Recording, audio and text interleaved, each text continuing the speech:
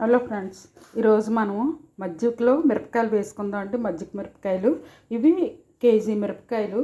దానికి నేను లీటరు పెరుగు తోడు పెట్టుకున్నాను. ఇది గిలకొట్టి అప్పుడు ఇవన్నీ వేస్తాను. దాంతో ఇంత పెద్దవి నేను కట్ చేయనండి, ఎందుకంటే ఇలాగ ఆఫ్ చేసేసి వేసేస్తాను. ఇలా ఆఫ్ చేసి వేసుకుంటాను. ఈ మధ్యలో దీనికి ఒక కన్నం పెడతాను అంతే. ఎందుకంటే ఇంత పొడవు పెట్టుకోవడం వేయించుకోవడానికి అది బాగోదు కదా, అందుకని నేను ఆఫ్ చేసేస్తాను. ఇవన్నీ ఆఫ్ చేసి చూపిస్తాను. చూడండి, పచ్చిమిరపకాయలన్నీ ఆఫ్ చేసేసి దానికి హోల్స్ పెట్టేశాను.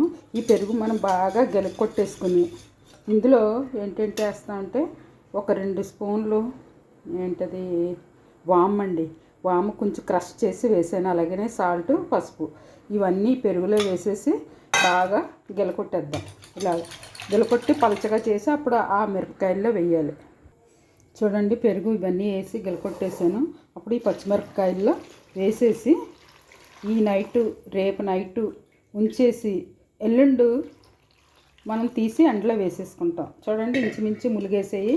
కాసేపటికి ఇంకా కొంచెం కిందకు అవుతాయి.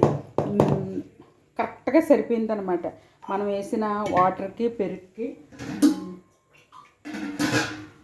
ఈ మిరపకాయలకి కరెక్ట్గా లెక్క. చూడండి, 1 కేజీ మిరపకాయలకి 1 లీటర్ పెరుగు పట్టింది అంతే.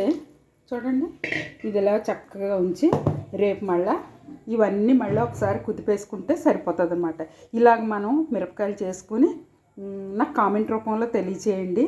ఇది తర్వాత 3 రోజులు పోయాక ఎండలో పెట్టాక అది మళ్ళీ చూపిస్తాను. ఇంకో వీడియో చేస్తాను. ఓకేనండి, బాయ్. మరొక డిష్తో మళ్ళీ కలుసుకుందాం.